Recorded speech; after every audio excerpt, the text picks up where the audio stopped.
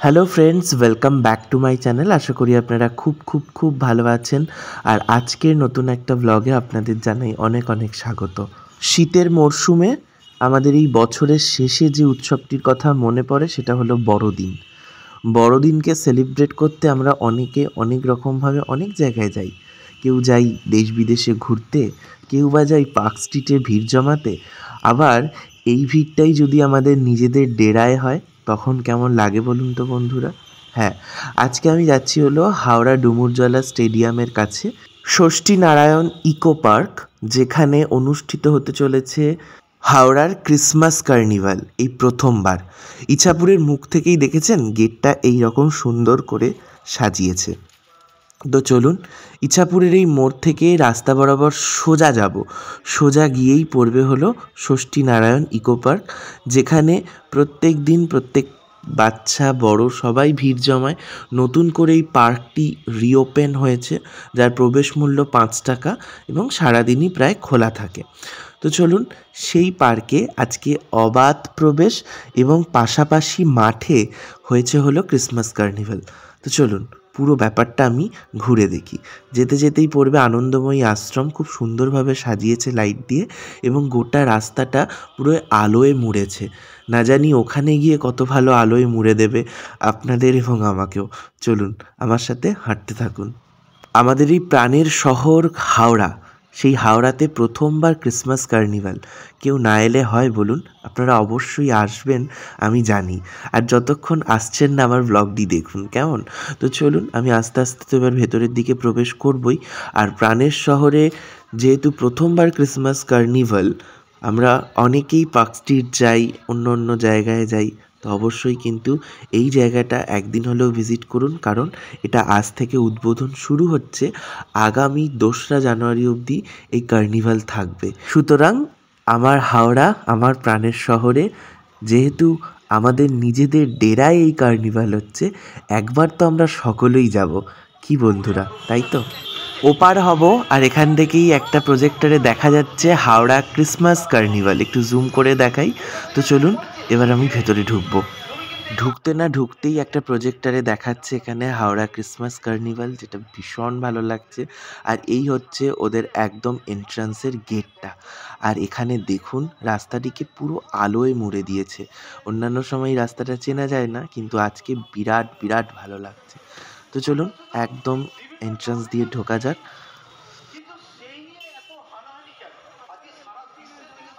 ঢুকেই একদম দেখতে পাচ্ছি যে আলোর চাদরে মুড়ে দিয়েছে এই গোটা রাস্তাটাকে।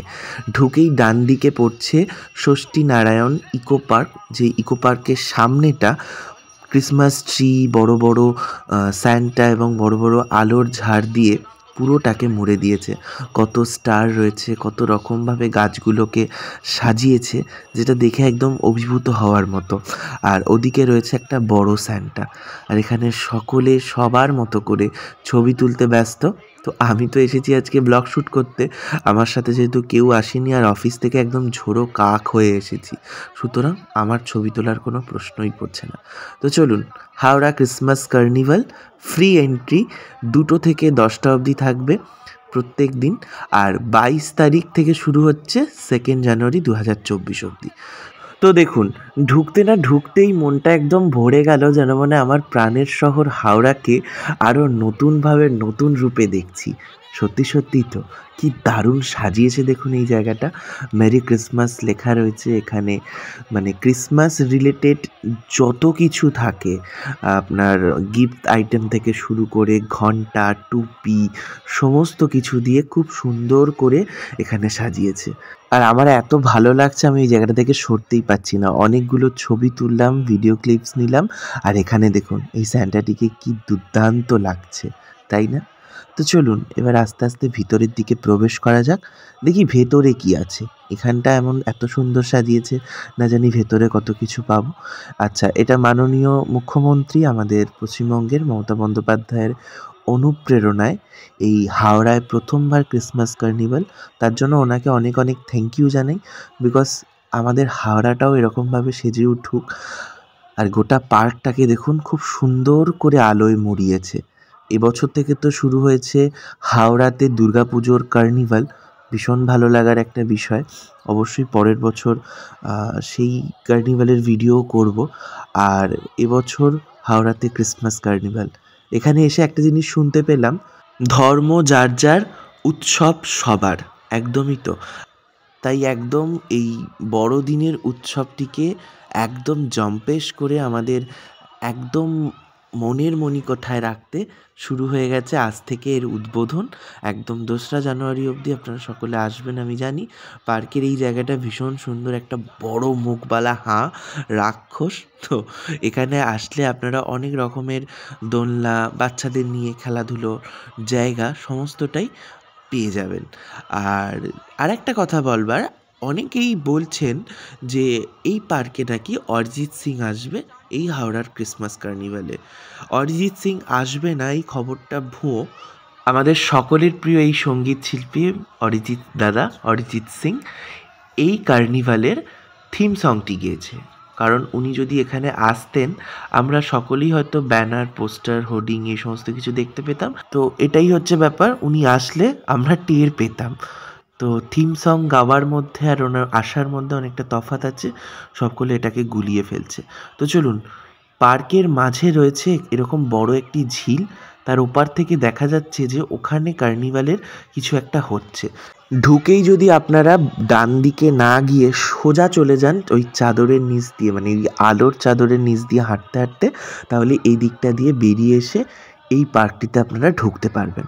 আমি একদমই সামনে থেকে ঢুকেছি, তাই আমি আবার বেরিয়ে ওই আলোর চাদরের ভেতর থেকে আরেকবার হেঁটে যাব।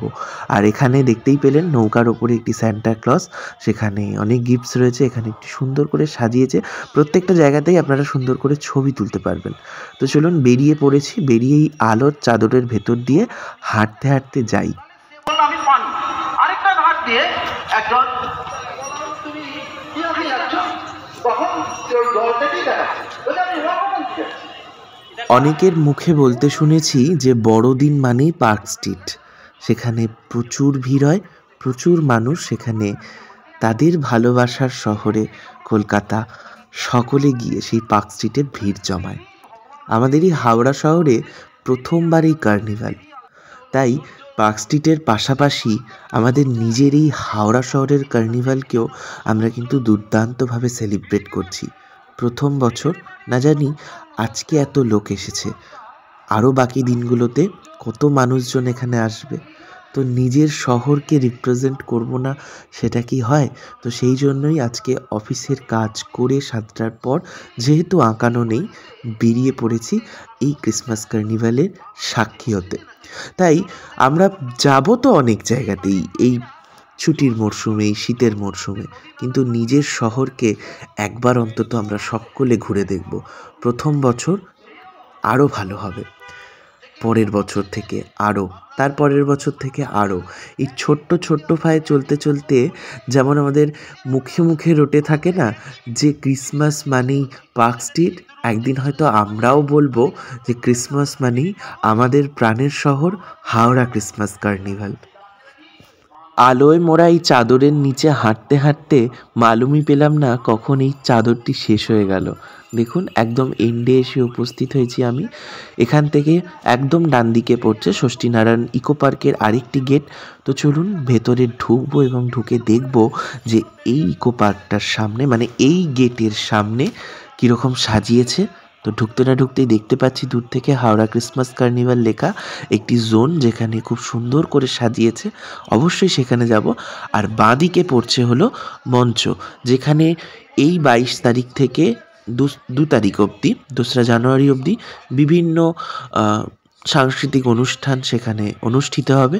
যেমন হয়তো কালকেই শুনলাম আসছে মনোময় ভট্টাচার্য সঙ্গীত শিল্পী, তারপরে আসছে রাঘব চট্টোপাধ্যায় এবং আরও অনেকে। তো চলুন, একদম এই যেখানটা সাজিয়েছে সেখানটার পাশে এলাম। এখানে প্রজাপতি রয়েছে, স্নো রয়েছে, ফুলের অনেক বড় বড় গেট রয়েছে, এখানে গিফটস রয়েছে, তারপর সান্টা ক্লজ রয়েছে।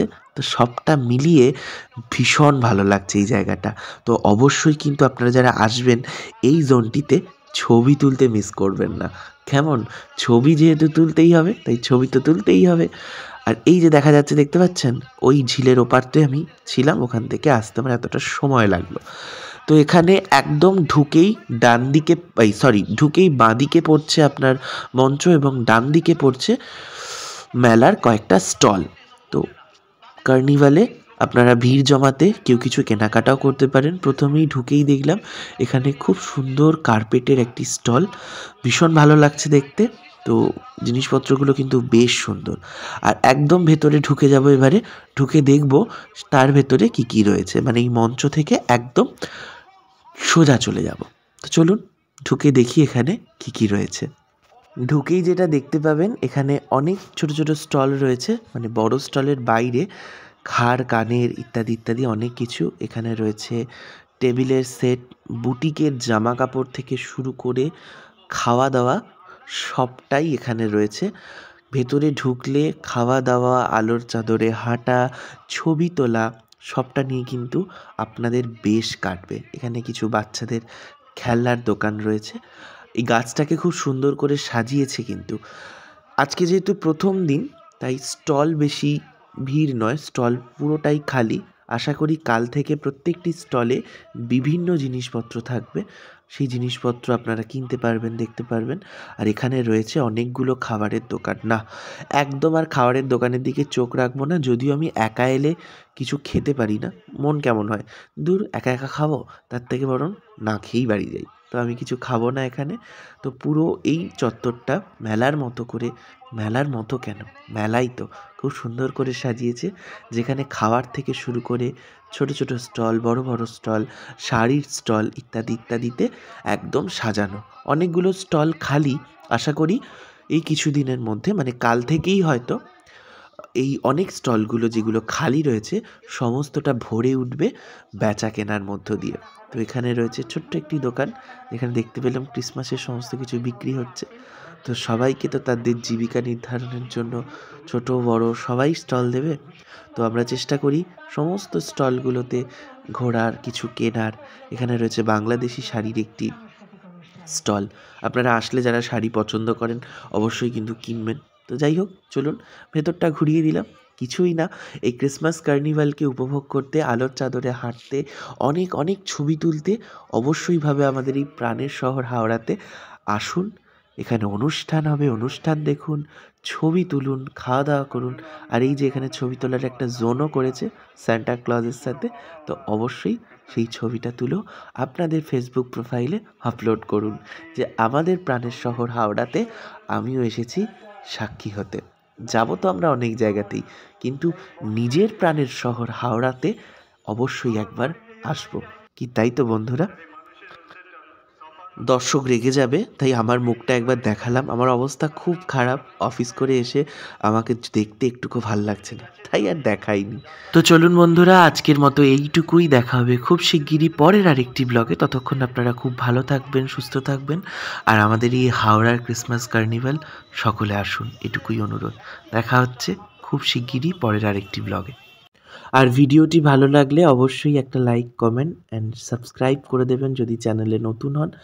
আর শেয়ার তো অবশ্যই করবেন, আপনারা যারা অনেক দূরে থাকেন, হয়তো আসতে পারবেন না, কেউ হুগলিতে থাকেন বা অন্য জায়গাতে, আমার ব্লগ যেখান থেকেই দেখে থাকুন না কেন, কমেন্ট করবেন আপনারা কোথা থেকে দেখছেন। যদি হাওড়ার বাইরে হন তো অবশ্যই কমেন্ট করবেন, আর যদি হাওড়ার মধ্যে থাকেন তাহলে অবশ্যই একবার এখানে ভিজিট করুন, খুব খুব ভালো লাগবে, বিশ্বাস করুন।